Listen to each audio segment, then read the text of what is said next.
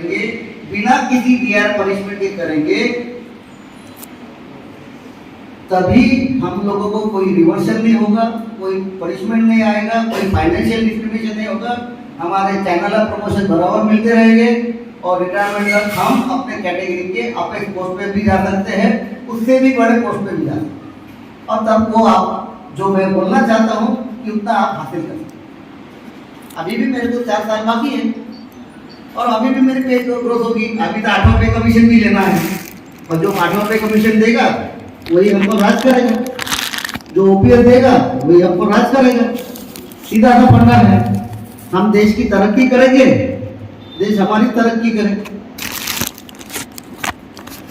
तो ये मैं पहले इसलिए बताया क्योंकि हर आदमी अपनी उन्नति के लिए आया, अपनी ग्रोथ के लिए आया, अपने बच्चों का ग्रोथ के लिए आया, तो उसके लिए चाहिए पैसा, और पैसा कमाना है तो रेलवे में, हमारी कैटेगरी में, रेलवे में कोई कैटेगरी ऐसी नहीं है जो फील्ड में काम करती है, अगर वो नियमों का उल्लंघन करके काम करेगी तो आपकी नौकरी सेफ नहीं रह सकती। अब नौकरी सेफ रखना है तो आपको सेफ्टी नियम तो पता होना चाहिए, और सेफ्टी नियम पता है, लेकिन सेफ्टी नियम पता होने के बाद में कोई ये बोले कि भाई मुझे अफसर नियमों का पालन नहीं करने देता है, तो इसका मतलब है कि आप डिसयूनिट है, आपकी यूनिटी नहीं है, आपके कंसेप्ट क्लियर नहीं है, आपका नॉलेज थोड़ा सा कम है, तब जाकर आपको कोई दबाता है। क्योंकि ये कहावत है कि कमजोर को दुश्मन नहीं ढूंढना पड़ता है और ताकतवर को दोस्त नहीं ढूंढना पड़ता। तो ताकतवर ऐसे बनो कि अपने आप में एडमिनिस्ट्रेशन आपका दोस्त बन जाए, आपकी हर बात मान लो, और उसके लिए ज्यादा एफर्ट लगाने की जरूरत नहीं है। पहले बात है कि रनिंग स्टाफ को खुद का स्वाभिमान होना चाहिए, और स्वाभिमान दिखाना है तो आप चाहे मेरे से सहमत है या नहीं है, लेकिन अपने कैटेगरी के नाम पर यूनाइट रहना ये जरूरी है। आपको संकेत देना है प्रशासन को कि आप यूनाइटेड है, कुछ मत करो, मेंबरशिप आपकी 100% हो जाए, और उसके बाद में आप एडमिनिस्ट्रेशन को बोल दो कि साहब 9 घंटे से अधिक ड्यूटी हम नहीं करने वाले हैं, कृपा करके आप उसके हिसाब से अपना मैन पावर अरेंज करें। कोई अगर आपको ये बोल रहा है कि नहीं आपकी 11 घंटे की ड्यूटी है और कोई अधिकारी ये बोल रहा है, तो मैं आपको ये बता दूं, रेलवे के किसी भी अधिकारी के पास में आपके ड्यूटी आवर बढ़ाने का अधिकार नहीं है।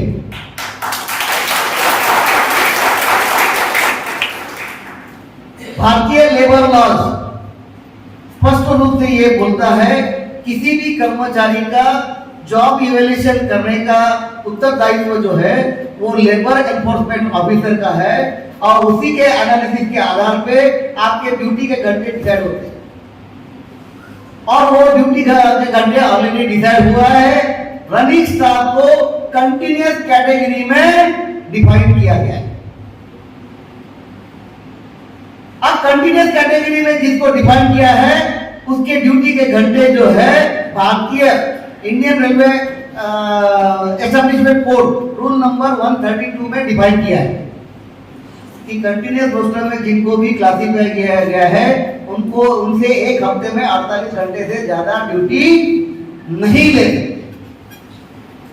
चूंकि अब एक हफ्ते में 48 घंटे यानी कि फोर्टनाइट में 96 आवर्स, यानी कि पर डे 8 घंटा, फिर 9 घंटे का कायदा आया। तो रनिंग स्टाफ की जो ड्यूटी है उसमें सप्लीमेंट्री एंड कॉम्प्लीमेंट्री वर्क जो करना है उसके लिए ऑन ड्यूटी सर्कुलर पढ़ना, वर्किंग प्लेस पे जाना, तो उसके लिए आधा घंटा पहले और आधा घंटा बाद का दिया है। अब मेरे पास में बहुत सारे केसेस आए मैंने देखा कि बहुत से जोन में, डिवीजन में चार्जशीट बटी। आप 11 घंटे का ड्यूटी ऑर्डर रहने के बाद में आपने 9 घंटा 20 मिनट में रिलीफ लिया। ऑफिसर ऑर्डर देते बोले 11 घंटे का ड्यूटी आवर्स है, तुमको मालूम नहीं क्या, रूल नहीं मालूम क्या? ऐसे करके चार्जशीट बटी। मैंने सब लोगों का एक कॉमन एक्सप्लेनेशन लिख के भी भेजा। आप लोगों ने देखा भी होगा।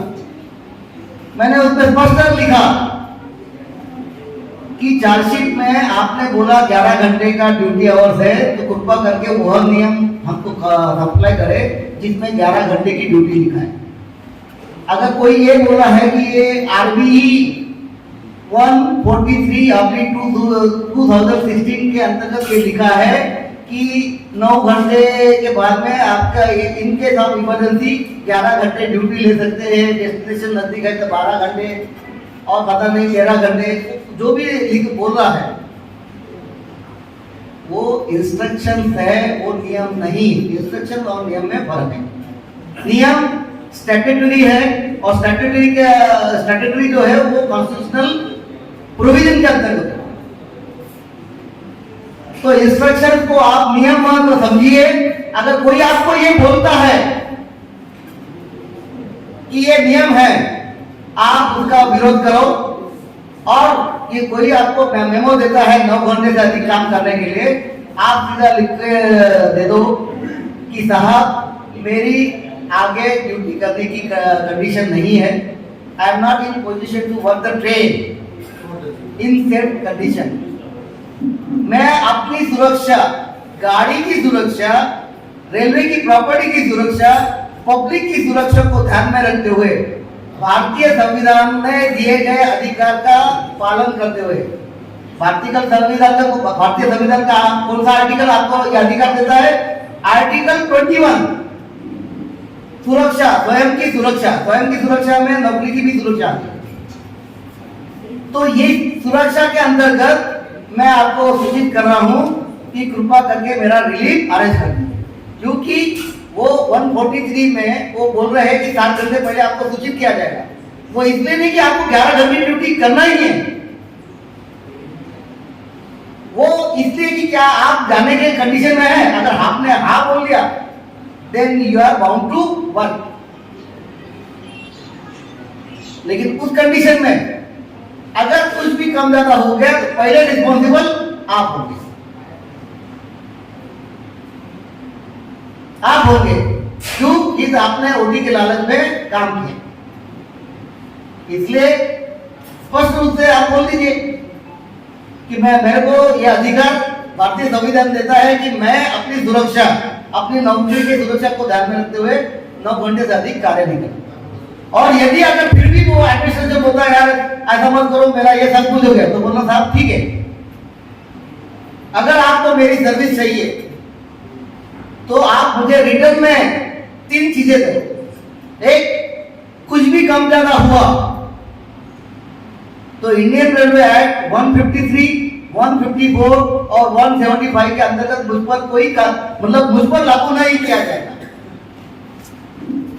अब इसमें से ये तीनों एक्ट कितने लोगों को मालूम है? इसमें लिखा है कि नियम विरुद्ध काम करके आप गाड़ी का संचालन कर रहे हैं, रैश ड्राइविंग कर रहे हैं और किसी तरह का हादसा हो जाता है तो आपको सिविल प्रोसिक्यूशन होगा। IPC 175 के अंतर्गत आप पर कार्रवाई होगी और सिविल प्रोसिक्यूशन में आपको 2 साल से 6 साल की सजा है। तो ये किससे बोला? नेकी कर दरिया में डाल, सही बोला। मतलब आप कोऑपरेट भी करोगे और नौकरी भी अपने दाव में लगाओगे, तो सीधा बोलने का कि साहब ये मुझ पर लागू नहीं होगा। कुछ हादसा हो गया छोटा मोटा तब भी मेरा रिमूवल नहीं होगा, डिस्मिसल नहीं होगा, ये एश्योरेंस दे दो। मैं कोऑपरेट कोशिश करूंगा कि गाड़ी को सेफली लेके जाऊं, लेकिन आप इसको नियम के तौर पे नहीं बोलो, क्योंकि हम रेलवे में हमारा कॉन्ट्रैक्ट क्या है, हमारा सर्विस एग्रीमेंट क्या है? हमारा सर्विस एग्रीमेंट क्या कहता है? आर्टिकल 309, भारतीय संविधान का आर्टिकल 309 कि हम इस पद पे भर्ती है उसको पूरी निष्ठा से और पूरे होश हवास के साथ ऐसा कार्य करेंगे जो व्यक्ति से परिपूर्ण होगा, जिससे राष्ट्र की संपत्ति, रेलवे की संपत्ति और जान माल की सुरक्षा करने का जो उत्तरदायित्व पायलट के ऊपर है उसका हम पालन करें। जब असिस्टेंट लोगों पायलट को कुछ शोर में बोला कि भाई आप गार्ड का काम करो, उन लोगों ने मुझे फोन किया, मैंने उन लोगों को बोला कि आप बोलो कि भाई हाँ हम काम करेंगे, आप हमारा सर्विस एग्रीमेंट चेंज कर दीजिए, और सर्विस एग्रीमेंट हमारा एलपी का है, आप हमको गार्ड में यूज करना चाहते हैं, मतलब आप हमको गार्ड के लिए सुटेबल मानते हो, तो गार्ड का एग्रीमेंट करवा दीजिए, गार्ड का पोस्ट दे दीजिए, गार्ड का पेमेंट दीजिए, करेंगे।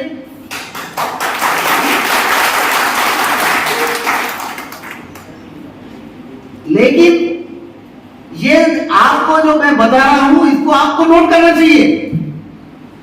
जो मैंने 153 बोला, 154, 153, 154 और 175 बोला, ये हमारे ट्रेनिंग में कोई पढ़ाता नहीं है। इंडियन रेलवे एस्टेब्लिशमेंट कोड इसको पढ़ना चाहिए, इंडियन रेलवे एक्ट पढ़ना चाहिए। इंडियन रेलवे एक्ट में ये 153, 154 और 175 का जिक्र, और जो ड्यूटी आवर से संबंधित है वो इंडियन रेलवे एस्टेब्लिशमेंट कोड 132 में है। नियम अगर आपको मालूम है, आपको कोई अफसर हरेसमेंट नहीं कर सकता। आप अभी मुनाराम जी मेरे बारे में बताए, मोमेंटरी आपके साथ हरेसमेंट हो सकता है, और वो हरेसमेंट सिर्फ ईगो के तौर पे। मेरे साथ जो हुआ 2015 में मेरी 26 साल की सर्विस हो गई थी, अभी 35 साल 4 महीने हो गई, अभी और 4 साल बाकी है। तो 26 साल की सर्विस एक्सीडेंट फ्री, 12 अवार्ड, पूरे 26 साल में 3 चार्जशीट वो भी ड्रॉप, और 26 दिनों में मेरा safety category A to D हो गया। A to D 3 chargesheet, 2 SF5, 1 adverse entry in ACR, 3 special medical, 1 mental stability test, 4.5 महीना बिना पगार का। और मैं आपके सामने हूं, अपने स्टेटस के साथ, अपनी डिग्निटी के साथ। और जिसने फेक एंड फैब्रिकेटेड डॉक्यूमेंट किया वो व्यक्ति आज सिविल प्रोसिक्यूशन में है, उस पर आईपीसी की धारा 167, 465, 469 और 471 के अंतर्गत क्रिमिनल केस चल रहा है। हमारे पास पावर बहुत है, रेलवे में आना जितना कठिन उससे ज्यादा निकलना कठिन, क्योंकि आर्टिकल 311 का प्रोटेक्शन सरकारी कर्मचारी, और ये प्रोटेक्शन जब है तो आपका काम क्या है? Do your duty, fight for right. मेरी बात से थोड़ा बोर तो नहीं हो रही, क्योंकि बहुत सारा कानून और हेवी वर्ड यूज किया तो लोग भारी हो जाते हैं। तो आपकी नौकरी कोई नहीं खा सकता, डराया जा सकता, और इस डर का सामना करना है तो 2 चीजें हैं। एक अपना कैटेगरी का सम्मान, अपनी यूनिटी, और दूसरा है नॉलेज। और नॉलेज अगर कोई भी दे रहा है, मैं दूं या कोई भी दे, उस नॉलेज को गेट करो, अपने पास संग्रह करो। पैसा रनिंग स्टाफ का कोई नहीं छीन सकता, लेकिन आज रनिंग स्टाफ का जो फाइनेंशियल डिस्क्रिमिनेशन हुआ उसका एकमात्र कारण यह है कि रनिंग स्टाफ अपने हक के प्रति जागरूक नहीं है, अपने हक के लिए लड़ना छोड़ दिया, अपने आप को चक्के से बांधना, कोटी के चक्कर में बांधना, बहुत जल्दी ग्रोथ करने के चक्कर में जाता है। लेकिन जो ऐसा करता है, इस बात को नोट कर ले कि जो ज्यादा किलोमीटर के पीछे या ज्यादा ओटी के चक्कर में दौड़ता है, वह रेलवे में रनिंग स्टाफ के तौर पे 30 साल सर्विस नहीं कर सकता। या तो उसका डिमोशन होगा या पनिशमेंट होगा या तो वो मेडिकली कैटेगरी। तो कृपा करके हमको हमारे स्टेटस को बढ़ाने के लिए जो हमारी लड़ाई है उसका हिस्सा बनो। हमारे बीच में कुछ मतभिन्नता हो सकती है, लेकिन हमारे उद्देश्य के बीच में तो मतभिन्नता नहीं है। तो उद्देश्य में कौन हिंदू है, कौन मुसलमान है, कौन सिख है, कौन ईसाई है, कौन एससी वाला है, कौन ओबीसी वाला है, कौन एआर वाला है, कौन एनएफआई वाला है, कौन महाराष्ट्रियन है, कौन यूपी वाला है, कौन बिहारी है, ये दिमाग से निकाल दो। अगर ये सोचोगे तो आपको आपका जो पोस्ट का पे है, आपका जो मान सम्मान है, वो कभी नहीं मिल सकता।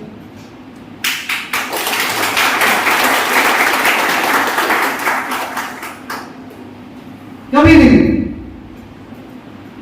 अगर इसको हासिल करना है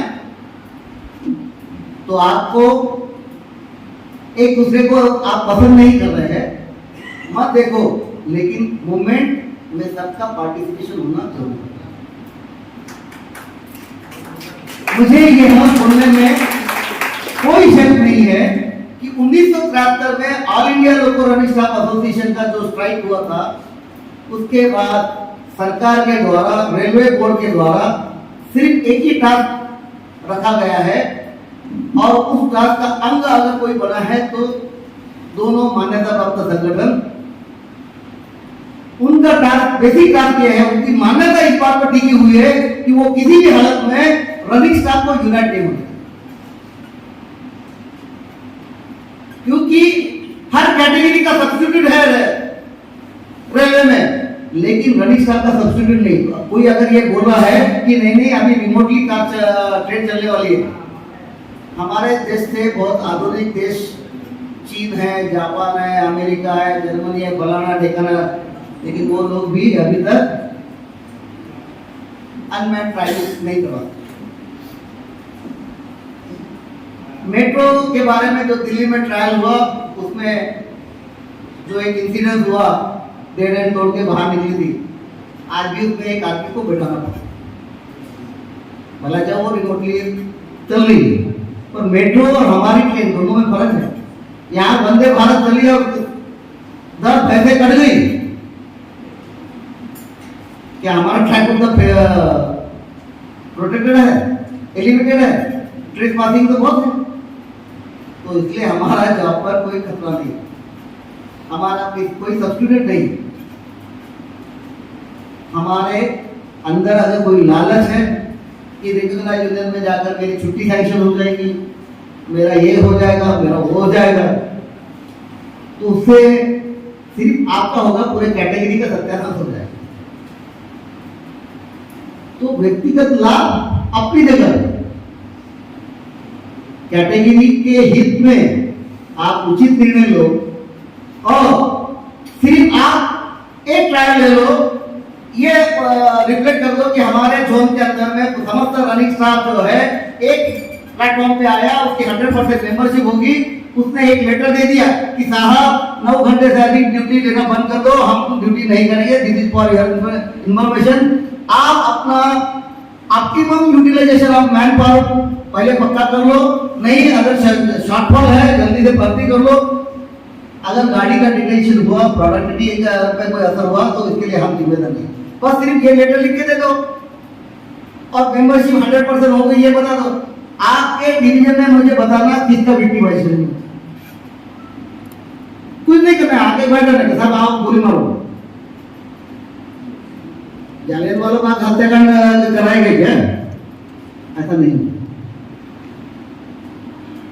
दुनिया में भगवान सिर्फ एक ही है जिसने आपकी तकदीर लिख दी है, उसको कोई भी गवर्नमेंट, कोई भी शासन, कोई भी एडमिनिस्ट्रेशन नहीं बदल सकता। तो फिर काय पर इतना डरने का? सेफ्टी के मामले में मैंने अभी रेलवे बोर्ड को भी बहुत एक लंबा चौड़ा 10 पॉइंट का ये लिखा भी, और मेरा स्टैंड बिल्कुल क्लियर है कि रनिंग स्टाफ की ऊपर में जो गाज गिरती है, वो केला साहब है, वो कृपा करके इसको अपने साथ ले। मैंने रेलवे बोर्ड को लिखा कि सीएलए का जो सिलेक्शन है, जनरल सिलेक्शन बंद कर दिया जाए, इसको प्रोपोर्शनल हायरार्की में रखा जाए। मतलब मेरे ड्राइवर के बाद में एक परिपक्व मैनेजमेंट लोगों पायलट जो है वो सीएलए में जाएगा, उसी में से ट्रिपल सीसीएल में जाएगा। तो उसके पीछे हमारा छुपा और हिडन एजेंडा ये है कि प्रोपोर्शनल हायरार्की में ये अपेक्स पोस्ट डिसाइड हो जाएगी, और अपेक्स पोस्ट डिसाइड हो गई तो ग्रुप सी कैटेगरी में, दूसरे कैटेगरी में 5400 का ग्रेड पे, यानी कि पे लेवल 9 है, तो हमारे रनिंग कैटेगरी में भी 5900 आ जाएगा।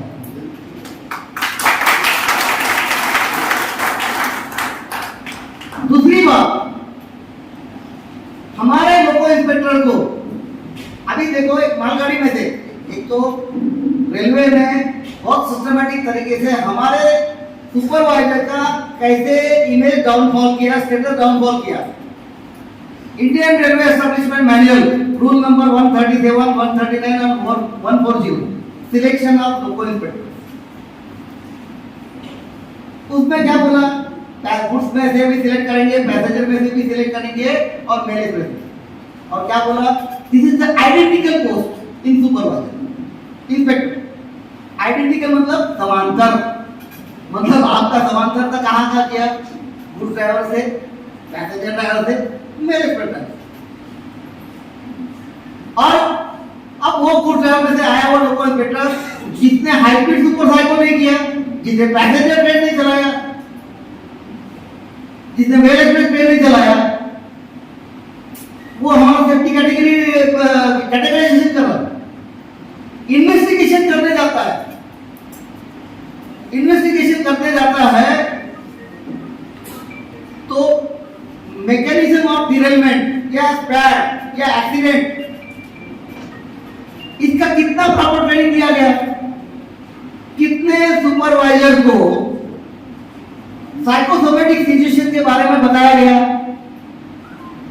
स्ट्रेस एनालिसिस रिपोर्ट के बारे में बताया गया। अगर मैं तो सीएलए में सिलेक्ट भी हुआ था, मैंने रिव्यू दिया, मेरे जैसे पागल रहता तो मैं अफसर को बोलता कि कोई भी मेरे लिस्टेड ड्राइवर को 9 घंटे से अधिक ड्यूटी करने का ऑर्डर दिया और उसने पालन किया तो वो ड्राइवर मेरे लिस्ट पे डी कैटेगरी में होगा। अगर ऐसा थ्रेटनिंग कर दिया तो क्या कोई लोको पायलट 9 घंटे से अधिक काम करेगा, कोई नियम विरुद्ध काम करेगा? और उस डी कैटेगरी ड्राइवर को कोई डीआरएम लाइफ पे बुक कर सकता है? बिल्कुल नहीं। सीएलए के बहुत पावर्स है, इस पावर को हासिल करना है तो इस पोस्ट का सिलेक्शन कहां से होना चाहिए, लोको पायलट मिलेगा, और उसके बाद में आपको मिलेगा क्या, ग्रुप सी का अपेक्स पेस। ये हमारा उसका उद्देश्य है।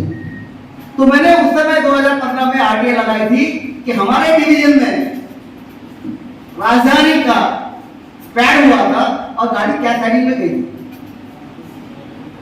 और फैक्ट ये था कि राजधानी स्पैड होते समय, होम सिग्नल पार करते समय ड्राइवर जो हमारा लोको पायलट था वो वीसीडी एक्नॉलेज करवा, टाइमिंग आ गया।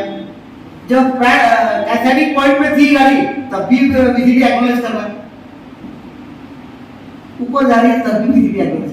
तो 1.5 kg प्रेशर लगा, 1 kg प्रेशर लगा के रखा, लेकिन दोनों में से किसी ने भी इमरजेंसी स्टॉप बटन नहीं दबाया। ये क्या इंडिकेशन देता है, both wear out of mind. इसको साइंटिफिक लैंग्वेज में क्या बोलता है, मेंटली ब्लैंक होना, माइक्रोस्लीप एपिसोड होना, परसेप्शन इल्यूजन होना, सर्कमस्टेंशियल ब्लाइंडनेस होना।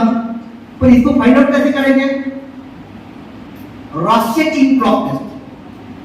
रॉस्चेक क्लॉक टेस्ट ये वैसे ही टेस्ट है जैसे कलर ड्रॉपलेट टेस्ट। यहाँ पर हार्ट की स्ट्रेंथ के बारे में पता चलता है कलर ड्रॉपलेट टेस्ट में। रॉस्चेक क्लॉक टेस्ट में मेंटल फिटनेस की बात होती है, मेंटल असेसमेंट। अब ये इंजीनियर को ट्रेनिंग नहीं दिया, तो क्या होता है? Careless and negligent work. Punishment हमेशा केयरलेस एंड नेग्लिजेंट वर्क के लिए होता है। लेकिन आप आउट ऑफ माइंड है, 16 घंटे की ड्यूटी करवा रहे, एक तो 16 घंटे की ड्यूटी करवा रहे, ऊपर से उसको बोलते स्टैंड किया और बोलते केयरलेस एंड नेग्लिजेंट वर्क। तो ऐसे समय में जिसने ड्यूटी करवाया उस अधिकारी के ऊपर, मतलब वहां पे सीबीआई केस होना चाहिए। किसने ये आदेश दिया, किसने इनको एम्पावर किया, किसने कंट्रोलर को एम्पावर किया कि ड्राइवर से 9 घंटे से अधिक ड्यूटी है? रेलवे की सेफ्टी देश की सेफ्टी के साथ जुड़ा है, देश की संपत्ति के साथ जुड़ा है, पब्लिक की संपत्ति के लाइफ के साथ जुड़ा है। और उसको इतने कैजुअली कोई भी ऑर्डर दे देता है, you have to work 12 hours, 14 hours, 15 hours, तो क्रू कंट्रोल का छत मारो।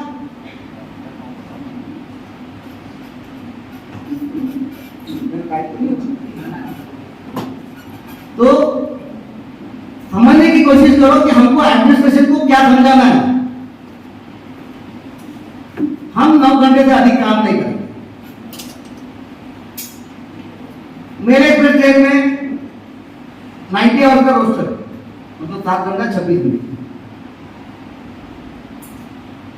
सब 7 घंटा 26 मिनट है।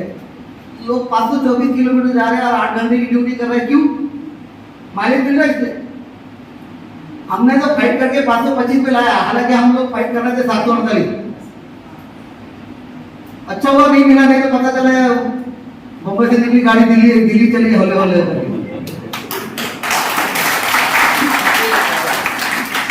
ऐसा नहीं होना चाहिए। ज्यादा का लालच करने में, ज्यादा पैसा आने के बाद में पता चला फाइल की तकलीफ होगी। कोई ना कोई प्रॉब्लम आ जाता, पैसा निकल जाता। हर एक आदमी के तकदीर में जितना पैसा है ना उतना ही रहता है। नहीं तो कोई ना कोई खर्चा आता, पता चला कार के ऊपर भी कुछ गिर गया, गाड़ी पंचर हो गई, पुलिस वाले ने बोला कि हेलमेट तुम्हारा गलत है, पेनल्टी मार देता, तो पैसा धीरे धीरे चला जाता। लालच बुरी बात।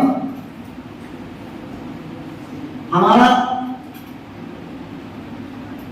रूल के बारे में पैर के बहुत केसेस बढ़ रहे हैं। साहब है ये जहाँ पे भी जाते हैं उनको मैं चाहूंगा कि जिस भी उपयुक्त फोरम पे ये सजेशन रखना है, रखे तो ज़्यादा अच्छा होगा। क्योंकि ये मैंने रेलवे बोर्ड को भी भेजा कि आप देखो कि जहाँ जिस सेक्शन में ऑटोमेटिक सिग्नलिंग टेरिटरी बढ़ी है, वहां पे सेक्शन कैपेसिटी तो बढ़ गई, नंबर ऑफ ट्रेन घुसा के, और फिर वो येलो आप देखते देखते आदमी का जो लोगो पायलट का दिमाग के ऊपर क्या असर हो रहा है, जिसके कारण वो येलो वाला जो कंसेप्ट है वो धीरे धीरे वो गाड़ी पार हो जाती है। कोई भी गाड़ी ऐसी पास नहीं हुई है जो 100 से चली गई है तो पास करते हुए, सब 10 किलोमीटर 20 किलोमीटर की स्पीड से घूमती है। तो इसके लिए आपको ये बताना है कि सर इस टाइप की जो घटना है इसके ऊपर में स्ट्रेस एनालिसिस रिपोर्ट एनालिसिस होना चाहिए। कितने घंटे की ड्यूटी हुई और ऐसा क्यों हुआ कि क्या ये रिपीटेड येलो आस्पेक्ट में चलते हैं? क्योंकि धीरे धीरे गाड़ी चलते समय आदमी आलसी हो जाता है, अलर्टनेस खत्म हो जाता है। तो इस पर साइंटिफिक एनालिसिस होना चाहिए। और इस पर अच्छी एक रिपोर्ट है, वो है Karolinska university stress analysis report, जो स्वीडन की यूनिवर्सिटी है उसका रिपोर्ट। और उस रिपोर्ट को आरडीएफ ने एक्सेप्ट किया, लेकिन रेलवे बोर्ड और जोनल अथॉरिटी उसको डिविजनल लेवल पे सर्कुलेट नहीं कर। मैं जो तथ्य बोल रहा हूँ उसी में कहते हैं, क्योंकि यूरोपियन रेलवे में उस एनालिसिस के आधार पे ड्यूटी आवर्स डिसाइड हुआ, फोर्टनाइट ड्यूटी आवर्स सभी ट्रेन ड्राइवर का वो है 72 आवर्स। उसी स्ट्रेस एनालिसिस रिपोर्ट पर वहां के लोगों पायलट को 100% पेंशनरी बेनिफिट, जो लास्ट पे है दैट इज हिज पेंशन। हमारे इधर क्यों नहीं होना चाहिए? हमारे इधर इस टाइप का एनालिसिस हुआ, उसके आधार पे क्या बोला गया है कि 55 साल के ऊपर में जो लोग काम करते हैं उनका इस स्ट्रेस एनालिसिस के रिपोर्ट के आधार पे ऐसी अवस्था आ जाती है जहां पे लोको पायलट उचित निर्णय लेने की क्षमता खो देता है। That is called as psychosomatic. और उसी रिपोर्ट के आधार पे रेलवे में लार्जेस्ट स्कीम लागू किया गया था 2004 में। लेकिन 2004 में हमको जब ये लॉलीपॉप मतलब ये गिफ्ट मिला रेलवे की तरफ से,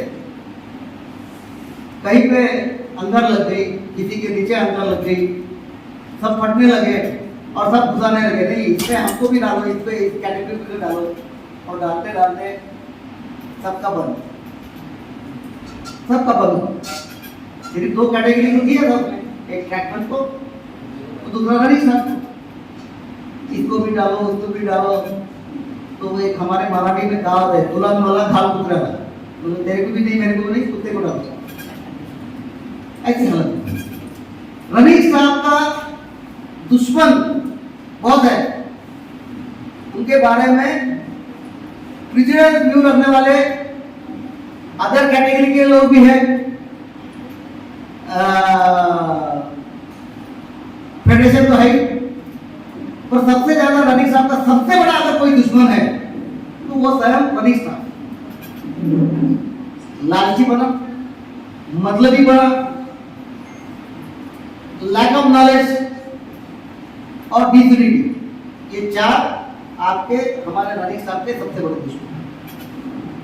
मैं बार बार यही बोलूंगा कि रनिंग स्टाफ के हक मिलने में ज्यादा टाइम नहीं लगता। हमको लड़ने के अधिकार है या नहीं है? किस रूप में है, किस नियम के अंतर्गत है? आर्टिकल 19 भारतीय संविधान का आर्टिकल 19 के अंतर्गत हमको अपना प्रोटेस्ट करने का अधिकार है। लेबर लॉज में दिया है, इंडस्ट्रियल डिस्प्यूट एक्ट में दिया है कि हाँ, अभी जो अमेंडमेंट हुआ 2020 में, उसमें भी क्या बोला है? उसमें बोला है कि पहले 6 हफ्ते पहले नोटिस देना पड़ता था, अभी 60 दिन पहले नोटिस देना है कि हमारे साथ इतना हो गया है, इसके विरोध में हम ये फलाना फलाना प्रोग्राम करें। सुप्रीम कोर्ट ने भी बोला हड़ताल गैर कानूनी कहीं नहीं बोला, बट इसका हास्टी यूज मतलब गलत तरीके से यूज करना गलत है। तो हमको हड़ताल करना नहीं, पर हड़ताल करने की सिचुएशन आती है तो पीछे हटना, पर हड़ताल करने का मतलब पूरा स्टॉपेज ऑफ वर्क नहीं है।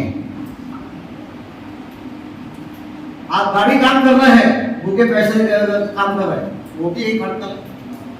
आपने बोला कि 1 घंटा तक गाड़ी नहीं चलाऊंगा, 1 दिन का माफ ले सकते हैं। हमारा कोशिश ये है कि हड़ताल ना हो, लेकिन कोई गलत तरीके से हमारे को डिस्क्रिमिनेट कर रहा है। अरे भाई, जो आदमी हमारे पे के नीचे था, आज उसका एंट्री ग्रेड पे हमारे मैक्स पेमेंट के से स्टार्ट हो रहा है। अच्छा है, मुझे वो कैटेगरी का ग्रोथ के ऊपर में खुशी है कि एएसएम का एंट्री ग्रेड पे 42 हुआ, पर हमने रेलवे के साथ ऐसा क्या किया कि आपने हमारे पे को इतना कम कर दिया? हमने रेलवे की प्रोडक्टिविटी को बढ़ाया है, घटाया? बढ़ा है। एक लोको पायलट, एक असिस्टेंट लोको पायलट, एक गार्ड, अगर इन तीनों की अगर ये किया जाए कि प्रोडक्टिविटी क्या है, तो रेलवे के अंदर में वो करीबन 1 महीने में 4 करोड़ 21 लाख रुपए की प्रोडक्टिविटी दे रहा है। अब इन तीनों का पेमेंट निकालो, एक मालगाड़ी का ड्राइवर पेमेंट 1.5 लाख, असिस्टेंट का पेमेंट 70,000, गार्ड का भी 1.5 लाख रुपए, तो 4,20,000। तो आपका जो प्रोडक्टिविटी है उसका 1% भी नहीं होगा, 0.001% आ रहा है। तो ऐसे कंडीशन में आप हमारे साथ कैसे ये कर रहे हैं, जबकि तुम्हारा जो फाइनेंस मैनेजमेंट सिस्टम है वो क्या बोलता है कि टोटल रिसीट, ग्रॉस रिसीट का 14.53% से ज्यादा पे एंड अलाउंसेस पे नहीं कर सकते हैं। तो 14.53 में मेरा हिस्सा इतना ही। और ये सब जब हम इसको लेके जाते हैं, सरकार ने हमारी बात को माना। आपने फास्ट ट्रैक कमेटी का रिपोर्ट पढ़ा जो छठा पे कमीशन में आया। किलोमीटर का रेट का निर्धारण फार्मूला के आधार पर होना चाहिए, जो नहीं हुआ था। फास्ट ट्रैक कमेटी का गठन हुआ, उस रिपोर्ट में क्या दिया है कि हाँ ये बात सच है कि इनको 2006 से अगर एरिया देते हैं, ये मिलने के लिए इंटरनल है, फार्मूले के आधार पे फाइनल रेट ये होता है, और उसके कारण फाइनेंशियल इंप्लीकेशंस जो होगा वो कितना होगा? 1243 करोड़ रुपए का एरिया देना पड़ेगा 1/1/2006 से 1 अगस्त 2008 तक का। और जो माइलेज रेट 170 है उसकी जगह 293 रुपए अगर होगा तो रेलवे के ऊपर में हर साल 653 करोड़ रुपए का अतिरिक्त भार पड़ेगा। इसलिए हमारी डिमांड को रेलवे बोर्ड ने खारिज किया। सुप्रीम कोर्ट क्या बोलता है? किसी फाइनेंशियल इम्प्लीकेशन के आधार पर किसी के पे एंड अलाउंसेस को डिस्क्रिमिनेट करना यह गैर कानूनी है। पर ये सुप्रीम कोर्ट मानता है, तो ऐसे समय में हमारी लड़ाई की कैसी होना चाहिए? देता या नहीं देता, हाँ या ना? और ये कब बोल सकता हूं मैं? जब मेरा रनिंग स्टाफ एक होगा, मेरे साथ में होगा, मैंने काम किया तो काम बंद होगा। ऐसी सिचुएशन अगर आप दोगे तो सब मिलेगा। तो नेताजी सुभाष चंद्र भी बोलते थे ना, आप मुझे खून दो, मैं तो आपको आजादी दूंगा। आप मुझे साथ दो, मेंबरशिप दो, मैं आपको वो हक दूंगा जिसके लिए आप आजाद।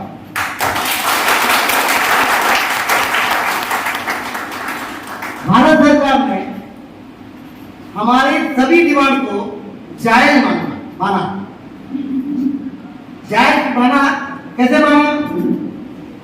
जब छठा पे कमीशन का रिपोर्ट आया, उस रिपोर्ट में ये बोला है कि मर्जिंग ऑफ पे स्केल वहां पे किया जाए जहां पे फंक्शनल डिफरेंस ना हो, लेकिन जहां पे फंक्शनल डिफरेंस है वहां पे अलग अलग रेट पे। किलोमीटर का रेट फार्मूला के आधार एडिशनल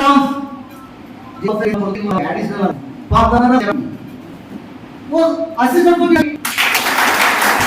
तो ये सब डिमांड को जब आरएलसी के बाद में डिमांड को वहां पे माना, लेकिन रेलवे मानती नहीं। रेलवे अपने स्टाफ साइड